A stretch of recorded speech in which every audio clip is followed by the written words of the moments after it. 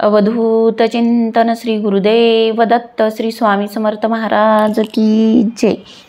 श्री स्वामी समर्थ जय जय स्वामी समर्थ। श्री स्वामी समर्थ जय जय स्वामी समर्थ।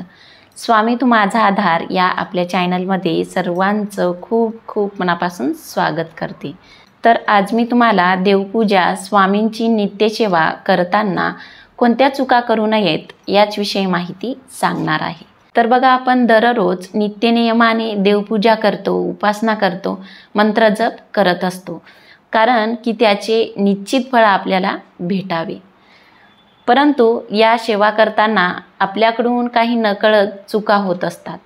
त्या चुकांमुळे आपल्याला या सेवेचे संपूर्ण फळ प्राप्त होत नाही आणि जर आपण या चुका सुधारल्यास नाही तर त्या चुका कायम आपल्याकडून होत राहतात। यामुळे आपल्याला अनुभव यायला बराच वेळ लागतो। तर त्या चुका कोणत्या आहेत याचविषयी माहिती जाणून घेऊयात। तर बघा, स्वामींची नित्यसेवा करताना, देवपूजा करताना, मंत्र जप, ग्रंथ वाचन करत असताना इतरांशी बोलत किंवा बडबड करत सेवा करायची नाही। तर आपल्या शुद्ध व पवित्र मनाने मन शांत ठेवून पूर्ण विश्वासाने, पूर्ण श्रद्धेने सेवा करायची आहे। साक्षात श्री स्वामी समर्थ महाराज आपल्या समोर आहेत आणि आपण आहोत, इतर कोणीही नाही अशी भावना मनात ठेवून सेवा करायची आहे। आणि तसेच देवी देवतांची किंवा स्वामींची आरती करताना निरंजन देवतेच्या मस्तकावर नेऊ नये आणि नेहमी आरती ही उभे राहूनच करावी, आरती बसून करू नये। आणि तसेच आपले आसन दुसऱ्या व्यक्तींना देऊ नये, कारण आसन ज्यावर आपण बसतो, आपण ज्या आसनावर खूप दिवसापासून बसत आलो आहोत, तर ते आसन सिद्ध होत असते। त्यामध्ये मंत्र आपल्याद्वारे केल्या गेलेल्या मंत्र जपाची ऊर्जा समाविष्ट झालेली असते, ते आसन सिद्ध होते। जर आपल्याला इतर कोणत्या व्यक्तीने जर आसन मागितलं तर त्यांना देऊ नका, कारण यामध्ये आपलंच नुकसान आहे, कारण त्या मंत्र जपाची ऊर्जा त्या आसनमध्ये समाविष्ट झालेली असते।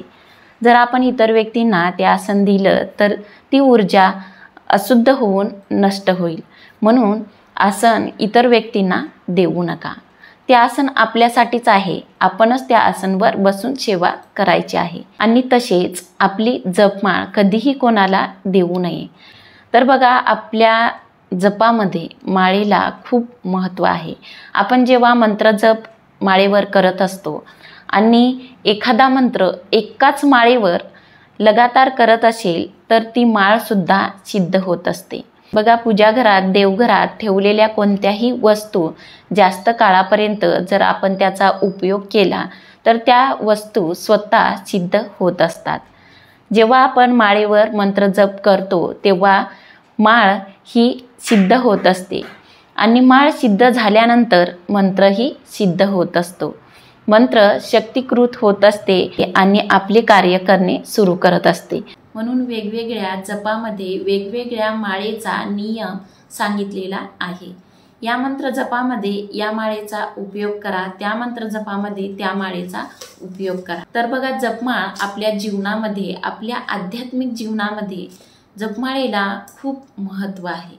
म्हणून आपली जपमाळ कधीही कोणाला देऊ नका, कारण त्याची ऊर्जा ही अशुद्ध होऊन नष्ट होईल। म्हणून कधीही आपली जपमाळ कोणाला देऊ नये आणि आपल्या जपमाळेला कोणाला हात लावू देऊ नये। तर बघा, स्वामींना नैवेद्य दाखवल्यानंतर लगेच तो खाऊ नये। स्वामींना नैवेद्य दाखवल्यानंतर 15-20 मिनिटानंतर तुम्ही खाऊ शकता। आणि तसेच देवी देवतांना किंवा स्वामींना कधीही एका हाताने नमस्कार करू नये, नेहमी आपले दोन्ही हात जोडून नमस्कार करावा। आणि तसेच अस्वच्छ पाणी किंवा सुकलेले किंवा कोमजलेले फुले कधीही देवाला अर्पण करू नये। आणि तसेच पूजापाठ किंवा मंत्रजप किंवा नैवेद्य दाखवताना दिवा हा नेहमी लावलेला असावा, कारण दिवा हा कोणत्याही पूजेला, कोणत्याही सेवेला साक्षी असतो। दिव्याशिवाय कोणतीही पूजा, सेवा ही अपुरी ठरत असते। आणि स्वामींना कधीही हळदी कुंकू लावू नये। स्वामींना नेहमी चंदन, अष्टगंध लावावा। आणि देवपूजा करण्याआधी स्त्रियांनी आपल्या कपाळी हळदी कुंकू लावावे आणि पुरुषांनी आपल्या कपाळी अष्टगंध अवश्य लावावा आणि स्वामींना नैवेद्य दाखवताना पाण्याने भरीव चौकोन काढूनच त्यावर नैवेद्याचे ताट ठेवावे। त्या प्रत्येक पदार्थावर तुळशीपत्र ठेवावे आणि त्यानंतर स्वामींना नैवेद्य दाखवावा। आणि स्वामींच्या मठात, केंद्रात किंवा आपल्या घरी कधीही डोक्यात टोपी ठेवून प्रणाम करू नका। नेहमी टोपी काढूनच स्वामींना प्रणाम करा आणि स्वामींना मुजरा न करता फक्त त्यांचे दर्शन घेऊ नका। स्वामींना मुजरा हा नक्की करा, कारण ते ब्रह्मांडाचे चालक, पालक, मालक, परब्रह्म भगवान आहेत। स्वामींकडे कधीही पाय करून बसू नये किंवा झोपूही नये। आणि तसेच घरातून बाहेर जाताना स्वामींना नेहमी मुजरा करा।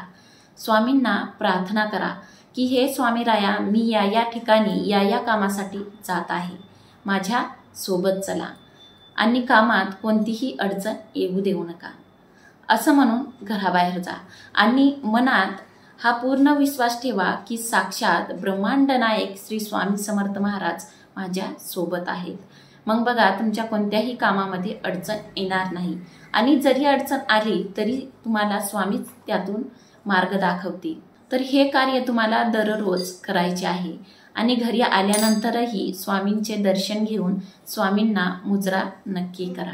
कारण भलेही आपल्या हाताला लाखोंचे घड्याळ असेल व त्यावर दाखवणारी वेळ ही फक्त भगवंताच्याच म्हणजेच श्री स्वामी समर्थ महाराज यांच्याच हातात आहे। तर बघा, आपल्यासाठी सर्व दरवाजे बंद झाले तरीही आपल्या स्वामींचा हृदयाचा दरवाजा हा आपल्यासाठी नेहमी उघडा असतो, ही गोष्ट नेहमी लक्षात ठेवा।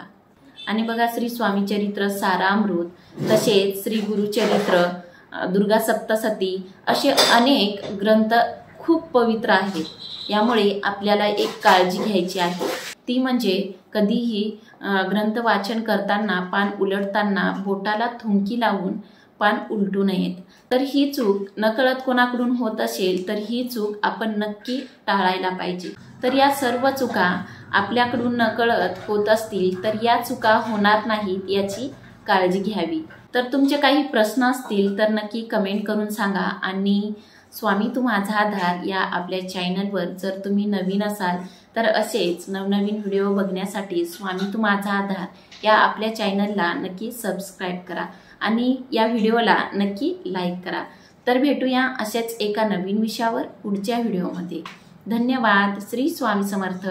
जय जय स्वामी समर्थ। श्री स्वामी समर्थ। जय जय स्वामी समर्थ।